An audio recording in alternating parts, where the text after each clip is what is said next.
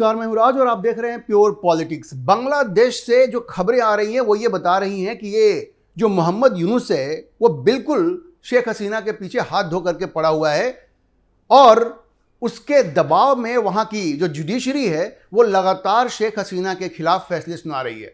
अब आप देखिए, गुरुवार को बांग्लादेश के कोर्ट ने शेख हसीना को 21 साल की सजा और सुना दी है।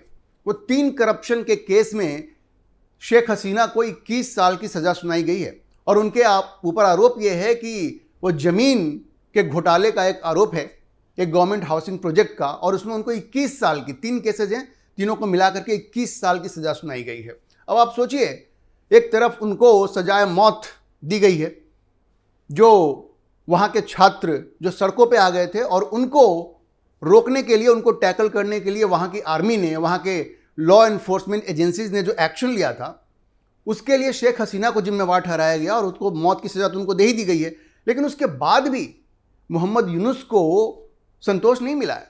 अब ये 3 नए केसेस में उनको 21 साल की और सजा दी गई है और ये 10 दिन के बाद ही आया। 10 दिन के पहले ही शेख हसीना को उनकी अनुपस्थिति में वहाँ का जो इंटरनेशनल क्राइम ट्रिब्यूनल है ICT, उसने क्राइम अगेंस्ट ह्यूमैनिटी, मानवता के खिलाफ अपराध के लिए, वही जो वहाँ के छात्र जो वहाँ दंगे कर रहे थे, जो हिंसा कर रहे थे, और उनको रोकने के लिए जो कदम उठाए गए, उसके लिए शेख हसीना को दोषी मानते हुए उनको मौत की सज़ा दी गई थी। उसके 10 दिन बाद 21 महीने की सज़ा और उनको सुनाई गई है।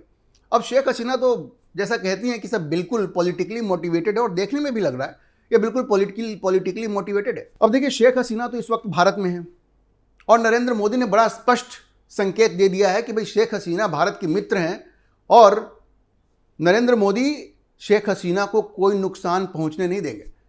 5 अगस्त को जब उनके खिलाफ आर्मी ने उनकी पीठ में छुरा घोंपा और उनको वहां से भागने के लिए मजबूर किया, तो ध्यान रखिए उस वक्त भी वो वहां की प्रधानमंत्री थी, उन्होंने इस्तीफा नहीं दिया था। उसके बाद से वो भारत में है और अब ये जो सजा सुनाया जा रहा है उनको, तो बांग्लादेश बार बार भारत से ये कह रहा है कि भाई हमें शेख हसीना को सौंप दो। अभी 3 लेटर तो वो लिख चुके हैं। उसके बाद फिर से जो उनके फॉरेन अफेयर्स के एडवाइजर हैं M तौहीद हुसैन, वो फिर से ये कह रहे हैं कि भाई वो चाहते हैं कि भारत जो है वो शेख हसीना को बांग्लादेश के हवाले कर दे। लेकिन भारत ने बड़ा स्पष्ट रूप से कह दिया है कि भाई वो जल्दबाजी में कोई निर्णय नहीं लेगा। इसमें जितने स्टेक होल्डर्स हैं वो सबसे बात करेगा। तो स्टेक होल्डर तो शेख हसीना भी हैं इसमें। और देखिए, ये बिल्कुल स्पष्ट लगता है कि उनको टारगेट किया जा रहा है, शेख हसीना को। भाई जब आप किसी को सजा सुनाते हैं तो उसका पक्ष भी तो सुनते हैं ना, तो शेख हसीना का तो पक्ष नहीं सुना गया इसमें। तो आप समझिए कि नरेंद्र मोदी ने बड़ा स्पष्ट कर दिया है कि भाई हम तो शेख हसीना को भेजने वाले नहीं हैं। अब बांग्लादेश का ये कहना है कि ये एक एक्स्ट्राडिशन ट्रीटी है भारत और बांग्लादेश के बीच में, 2013 की वो ट्रीटी है। तो उनका ये कहना है कि भाई उस ट्रीटी के तहत आप हमें शेख हसीना को सौंप दीजिए। लेकिन उस ट्रीटी में कुछ ऐसी चीज़ें लिखी हुई हैं, उसका आर्टिकल 6 और आर्टिकल 8 उस ट्रीटी का ये कहता है कि अगर जो केस है वो पॉलिटिकल है, उसका नेचर पॉलिटिकल है, तो फिर भारत प्रत्यार्पण से मना कर सकता है, या जो प्रक्रिया है वो अनजस्ट है तो भारत मना कर सकता है। तो अनजस्ट तो है क्योंकि जिसको आपने सजा सुनाई है उसकी तो बात आपने सुनी नहीं।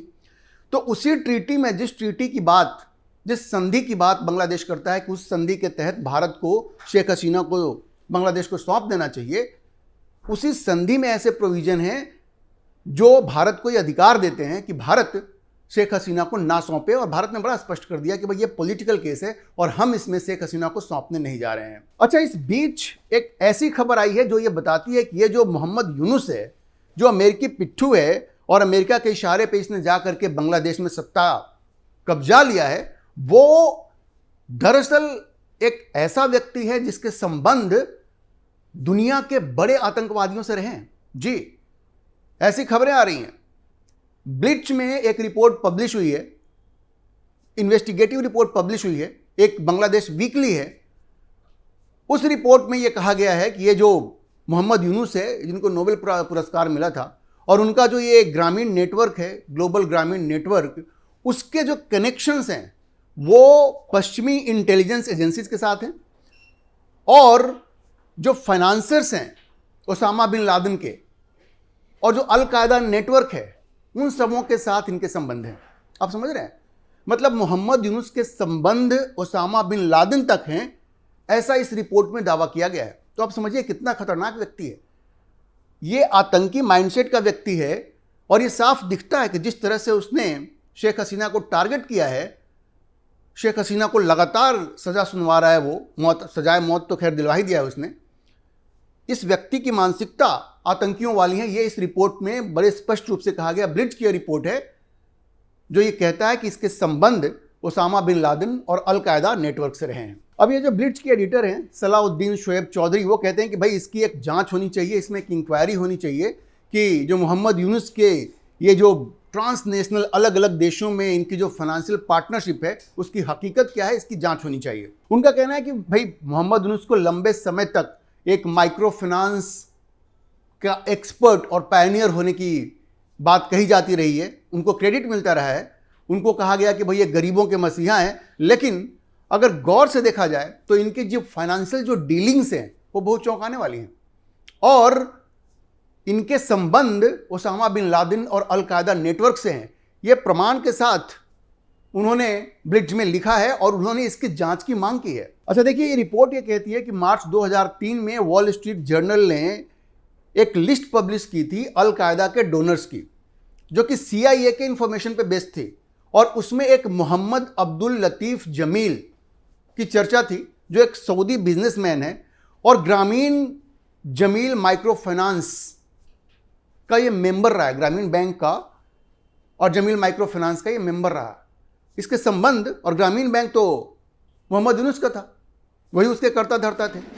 तो उसका इस रिपोर्ट का ये कहना है कि वॉल स्ट्रीट जर्नल ने अल कायदा डोनर्स की जो लिस्ट पब्लिश की थी उसमें इस मोहम्मद अब्दुल लतीफ़ जमील का नाम था कि ये जो जमील है ये ओसामा बिन लादेन का फंडर था, वो उसको पैसे दिया करता था, उसकी फंडिंग किया करता था। ये वही ओसामा बिन लादेन है जिसने कि अमेरिका में 9/11 टेररिस्ट अटैक किया था 11 सितंबर का।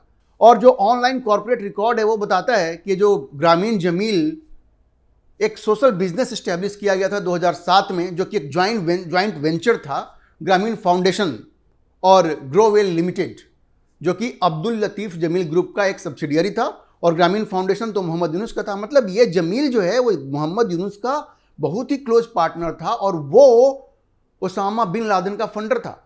तो लिहाजन ये पूरा नेटवर्क जुड़ा हुआ है। ओसामा बिन लादेन, अल कायदा नेटवर्क, इन सबों के जो फंडर्स थे वो वही फंडर हैं जो कि मोहम्मद यूनुस के भी फंडर हैं। तो बहुत ही गंभीर आरोप है जो मोहम्मद यूनुस पर लगा है, लेकिन इसमें आश्चर्य की कोई बात नहीं है।